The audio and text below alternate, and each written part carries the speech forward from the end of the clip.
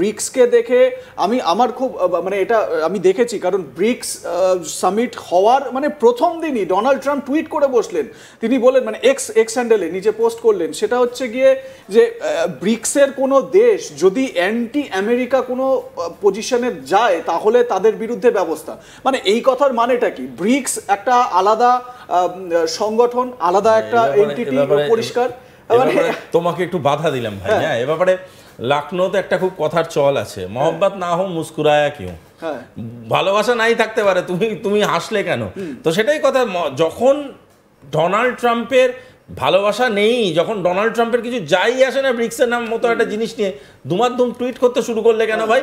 দুমাদ্দুম নেটোকে দিয়ে বলতে শুরু করিয়ে দিলে কেন যে আপনি এটা করবেন না, আপনারা ডবল স্যাংশন খাবেন, 100% স্যাংশন খাবেন, এই খাবেন ওই খাবেন।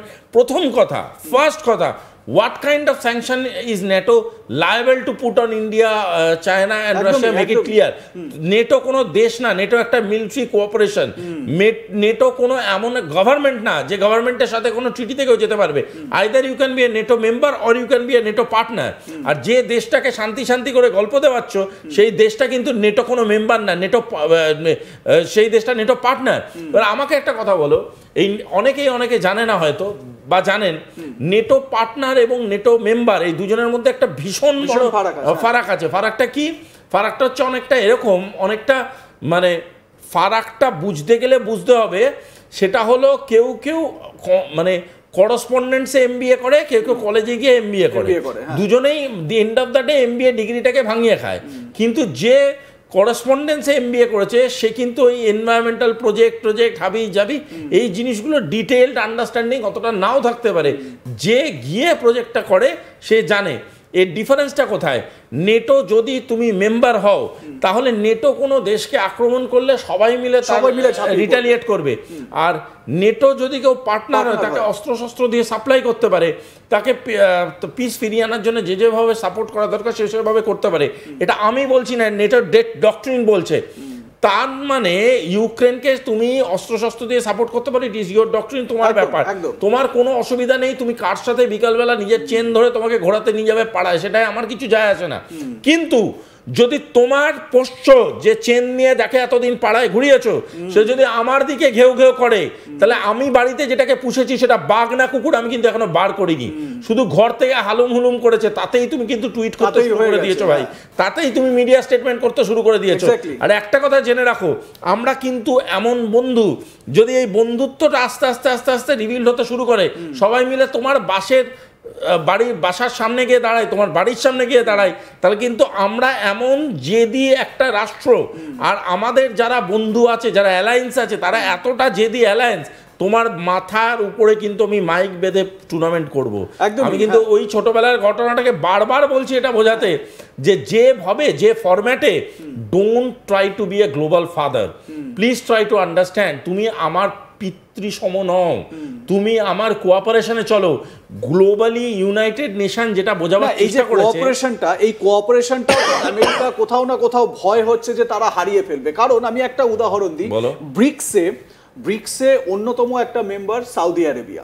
আমরা জানি যে তেলের খনি, এবং আমেরিকার সঙ্গে একটা ডিল সৌদি আরবিয়ার 1974 থেকে যে যা তেল হবে সেই তেল আমেরিকা ডলারে কিনবে, যেই কারণে ডলারের মূল্য সারা বিশ্বে সর্বজন বিদিত। মানে এই রকম একটা সিচুয়েশন। আমার কথা হচ্ছে গিয়ে সৌদি আরবিয়া সে এবারে ব্রিক্সে আসছে, স্বাভাবিক, যেখানে সে ব্যবসা পাবে, যেখানে ব্যবসা পাবে, যেখানে নিজের সমৃদ্ধি পাবে, সে তো সেখানেই যাবে। এই সৌদি আরবিয়াকে হারানোর ভয়ে কি আমেরিকা এখন কাঁপছে? তার থেকেও বড় আরেকটা জিনিস আছে, তুমি একটা জিনিস লক্ষ্য করে দেখো, লেট ইট বি মার্কেটে কে আছে? India, China, Russia. এর থেকে বড় কনজিউমার মার্কেট কোথা থেকে হবে? দ্বিতীয় জিনিস ভেবে দেখো, যে দেশগুলো আসছে সেগুলো মোস্টলি রিসোর্সফুল কান্ট্রিজ, সেটা তুমি মিনারেল রিসোর্স বলো, ন্যাচারাল রিসোর্স বলো, ক্লাইমেটিক রিসোর্স বলো, এর থেকে বেশি রিসোর্স কারুর কাছে নেই। Coming to the military power, Russia, China, India, এই তিনজনের মিলিটারি পাওয়ারের একত্রিত যদি হয়, তার সাথে বাকি দেশগুলোর মিলিটারি পাওয়ার যদি একে হয়, ইরানের সাথে গল্পগুজব করতে গিয়ে কিরকম খেলে সেটা তো জানোই, তারা যদি একসাথে হয় কোথায় যাবে? ফোর্থ সব থেকে ইম্পর্টেন্ট জিনিস, Iran, Saudi Arabia is already a part of BRICS, ঠিক আছে? আরো অনেক ব্রিক্স মেম্বার আসতে পারে। আমি তোমাকে যেমন আমি এই ঘটনাগুলো তোমাদের এখানে ইন্টারভিউ দিতে গিয়ে আজ থেকে 2-3 মাস আগে প্রেডিক্ট করে বলে গেছিলাম, ইফ ইউ রিমেম্বার। আজকের ডেটে দাঁড়িয়ে আরেকটা প্রেডিকশন করে তোমাকে আমি বলে যাচ্ছি যে খুব দেরি নয় যে পরের প্রেসিডেন্সিতে যেটা ভারতের হচ্ছে বা তারপরের প্রেসিডেন্সিতে যেটা চায়নায় হচ্ছে, এই দুটো presidency is very vital presidency. Why? Because এই দুটো প্রেসিডেন্সিতে আফ্রিকান ইনক্লুশন বাড়বে। যদি আফ্রিকান ইনক্লুশন বাড়ে, again we are finding doors for oil resource and again we are finding doors to create economic corridor. মানে আমরা এমন একটা করিডোর বানাবো যে করিডোর দিয়ে বাণিজ্য হবে। এই বাণিজ্যর নামে দেশ দখল হবে না, সত্যিকারের বাণিজ্য হবে। আরেকটা জিনিস লক্ষ্য করে দেখো, ইউনাইটেড নেশনসে যখন ডকুমেন্টস হতো সেখানে ইনস্ট্রাকশনস পাস করা হতো। সেখানে একটা দেশ আরেকটা দেশকে বলতো, ইনস্ট্রাকশনস দিত, সেন্স অফ পজেশন সব দেশের মধ্যে যেত। ব্রিক্সের ডকুমেন্টসগুলো পড়ো, সেখানে বারবার করে একটা ওয়ার্ড বলা আছে কোঅপারেশন। এই কোঅপারেশন কথাটা বন্ধুত্ব সুলভ কথা। এই কোঅপারেশনটা একটা দেশ, বড় দেশ হোক ছোট দেশ হোক, সে যখন অন্য দেশকে বলে তখন সেই দেশটা মনে করে হ্যাঁ কথাটা যেটা বলছে এটা শোনা যেতে পারে, because you are talking sense. আমি যদি কোঅপারেশনের কথাটা ঠিক করে না বলি, তাহলে নো ম্যাটার হোয়াট তুমি যাই বলার চেষ্টা করো না কেন, it will go in when.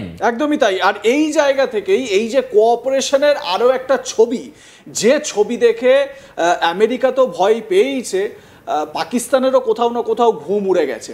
আমরা শুভাশিস বাবু, আমরা এর পরের আলোচনায় আসব। সেটা হচ্ছে গিয়ে যে এই যে চীনে এসসিওতে বিদেশ মন্ত্রীদের যে মিটিং, সেখানে শি জিনপিং এর সঙ্গে ডক্টর জয়শঙ্করের গিয়ে হ্যান্ডশেক করা, এর তাৎপর্য অনেক বড়। 2020 পর এই প্রথম মানে গালওয়ানের সেই উত্তেজনাতেই মানে সারা বিশ্ব একেবারে সেই উত্তেজনাই থাকবে এইরকম একটা কোথাও আশা করেছিল। আমরা ঠিক এই জায়গা থেকেই আমাদের পরের আলোচনায় যাব। সেটা হচ্ছে গিয়ে যে চীনের সঙ্গে এরপরে চীনের সঙ্গে ভারতের যে দ্বিপাক্ষিক সম্পর্ক, সেই সম্পর্ক কেমন হবে এবং এতে করে চীনের সঙ্গে ভারতের মূল আলোচনার বিষয়বস্তুগুলো কি, সেইটা নিয়ে পরের আলোচনা করব আমরা। চীনের প্রেসিডেন্টের সঙ্গে হাত মেলানো, তার সঙ্গে কথা বলা এবং দ্বিপাক্ষিক সম্পর্ক মজবুত করার যে প্রয়াস, যেরকম শুভাশিস ব্যানার্জি কিছুক্ষণ আগেই বলছিলেন না, যে ব্রিক্সের যে বক্তব্য বা বিবৃতিগুলো, সেখানে কিন্তু একটা কথা খুব গুরুত্বপূর্ণ, সেটা হচ্ছে গিয়ে কোঅপারেশন। এই মিউচুয়াল কোঅপারেশনই তো এইটা বোঝায় যে তুমি আমার কত ভালো বন্ধু, তোমার সঙ্গে আমার কিভাবে আমরা এগিয়ে চলতে পারি। এবং যখনই এই যে কূটনীতির কথা বলা হয়, ডিপ্লোমেসির কথা বলা হয়, অনেকেই যারা বিশেষজ্ঞ শুভাশিস ব্যানার্জির মতন তারা বলেন যে কূটনীতি বা ডিপ্লোমেসি হচ্ছে এরকম একটা জিনিস যে তুমি আমাকে কি দেবে এবং আমি তোমাকে কি দেব। এই যে মিউচুয়াল আন্ডারস্ট্যান্ডিং বা মিউচুয়াল কোঅপারেশন, এটাই কিন্তু সম্পর্ককে এগিয়ে নিয়ে যেতে পারে।